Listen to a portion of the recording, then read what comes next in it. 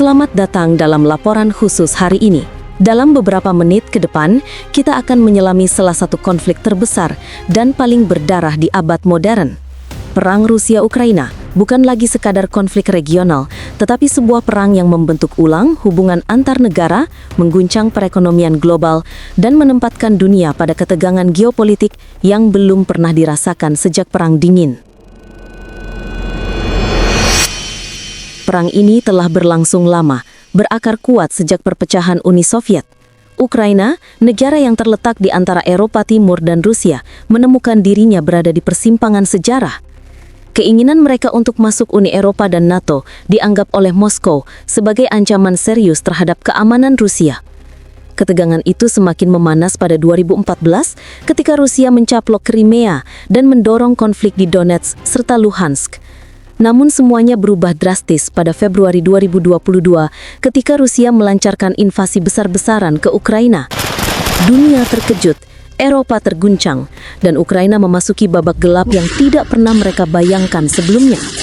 Kini, memasuki tahun 2025, perang ini memasuki fase yang jauh lebih kompleks. Garis depan tidak lagi stagnan seperti tahun-tahun sebelumnya. Di berbagai titik pertempuran, dari Donbas hingga wilayah selatan, kedua belah pihak bergerak dengan strategi yang terus berevolusi. Rusia mengklaim berbagai keuntungan kecil namun strategis, sementara Ukraina berupaya mempertahankan wilayah dengan mengandalkan bantuan militer barat, dukungan intelijen, serta teknologi drone yang semakin canggih.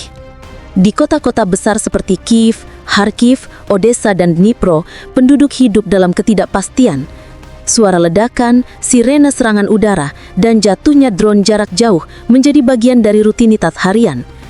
Banyak warga menceritakan bagaimana mereka tidur dengan sepatu dekat tempat tidur, bersiap jika harus lari ke bunker kapan saja. Gedung-gedung apartemen runtuh akibat serangan rudal, rumah-rumah terbakar, jalanan menjadi puing, dan di tengah semua itu ada keteguhan rakyat Ukraina yang terus bertahan. Serangan rudal dan drone dari Rusia semakin sering. Banyak dari serangan ini ditujukan ke infrastruktur listrik, jaringan energi, pusat komunikasi, dan fasilitas strategis lainnya. Akibatnya, pemadaman listrik menjadi umum di banyak wilayah Ukraina. Pada musim dingin, kondisi ini sangat berbahaya karena suhu dapat turun hingga belasan derajat di bawah nol.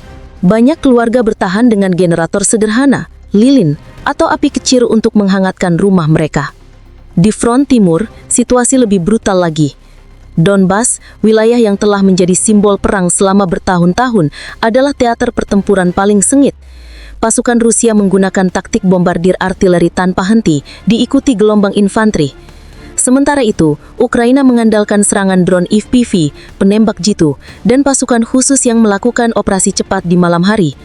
Setiap meter tanah yang diperebutkan harus ditebus dengan darah. Sementara pertempuran berlangsung, diplomasi juga bergerak. Hari ini, perhatian dunia tertuju pada pertemuan di Abu Dhabi, sebuah upaya negosiasi yang mempertemukan delegasi tinggi dari Rusia, Ukraina, dan Amerika Serikat.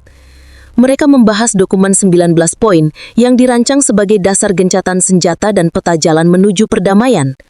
Namun, seperti biasa, negosiasi damai dalam perang besar tidak pernah mudah.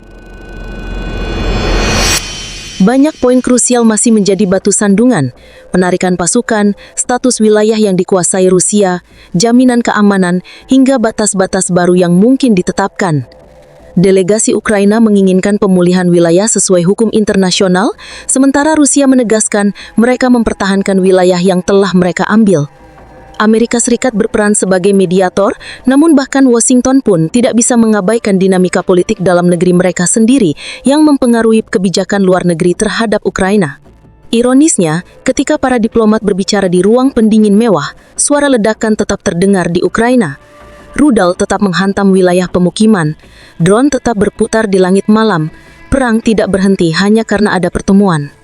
Di balik statistik perang, ada tragedi manusia yang jauh lebih dalam.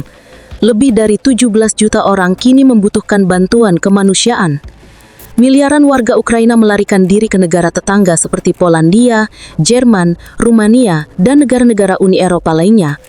Banyak dari mereka meninggalkan rumah tanpa membawa apapun kecuali pakaian di badan. Di stasiun-stasiun kereta, para relawan membagikan makanan, selimut, dan pakaian hangat.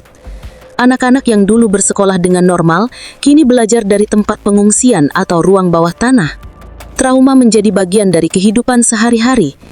Ahli psikologi melaporkan lonjakan besar kasus kecemasan, depresi, dan PTSD, terutama di kalangan anak-anak. Generasi muda Ukraina tumbuh dengan kenangan tentang sirene, bunker, dan rasa takut yang konstan. Sebuah luka psikologis yang mungkin bertahan seumur hidup.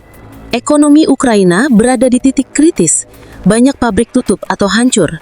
Ladang pertanian yang dulu menjadi pusat produksi gandum dunia tidak lagi bisa beroperasi normal. Akibatnya, suplai pangan global terganggu, memicu kenaikan harga gandum di pasar internasional.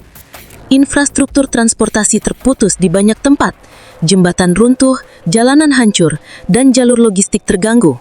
Dari sisi militer, taktik Rusia berfokus pada perang jangka panjang. Moskow yakin bahwa waktu berada di pihak mereka. Mereka terus memobilisasi pasukan cadangan dalam jumlah besar, meningkatkan produksi amunisi, dan menjaga aliran suplai militer dengan dukungan negara sekutu, seperti Iran dan Korea Utara.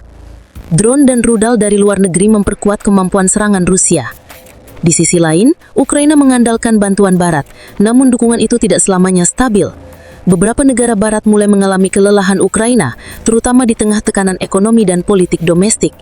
Perdebatan di parlemen berbagai negara tentang apakah bantuan militer harus dilanjutkan menjadi isu yang semakin sensitif. Namun, Ukraina tetap menunjukkan daya juang yang luar biasa. Mereka mengembangkan teknologi drone kembar, bahkan menjadi salah satu negara dengan inovasi drone paling maju. Sistem pertahanan udara seperti Patriot, Iris-T, NASM, dan lainnya menjadi garis pertahanan vital yang melindungi kota-kota dari kehancuran total. Dampak perang ini terasa hingga ke seluruh dunia. Krisis energi meluas sejak awal konflik. Negara-negara Eropa terpaksa mencari sumber energi alternatif setelah memutus ketergantungan pada gas Rusia. Harga minyak melambung, harga pangan naik, perdagangan global terguncang. Dari sudut pandang politik, dunia kembali terbelah. Negara-negara Barat mendukung Ukraina, sedangkan beberapa negara non-Barat mulai membangun hubungan ekonomi dan militer lebih dekat dengan Rusia. Polarisasi geopolitik ini memperbesar resiko konflik global yang lebih luas. Kini, dunia bertanya-tanya, bagaimana perang ini akan berakhir? Apakah Ukraina mampu mempertahankan wilayahnya? Apakah Rusia akan melanjutkan invasi dengan kekuatan lebih besar? Apakah Gaza, Lebanon, atau Laut Merah akan memicu konflik tambahan? Apakah Amerika Serikat akan mempertahankan komitmennya atau berubah arah setelah pemilu? Sampai hari ini, para analis militer percaya perang ini mungkin tidak akan selesai dalam waktu dekat. Baik Rusia maupun Ukraina tampak tidak siap untuk kompromi total. Sementara itu, rakyat biasa menanggung beban terbesar dari konflik yang tak kunjung selesai. Di tengah reruntuhan kota-kota, di antara bunker gelap, dan di bawah langit yang dipenuhi drone, rakyat Ukraina tetap mempertahankan harapan bahwa pada suatu hari, perang ini akan benar-benar berakhir, bahwa mereka dapat kembali ke rumah, bahwa kehidupan yang hilang dapat dibangun kembali. Inilah laporan panjang perang Rusia-Ukraina. Laporan yang menggambarkan bukan hanya strategi militer dan diplomasi, tetapi juga kisah manusia yang bertahan dalam gelombang kekacauan.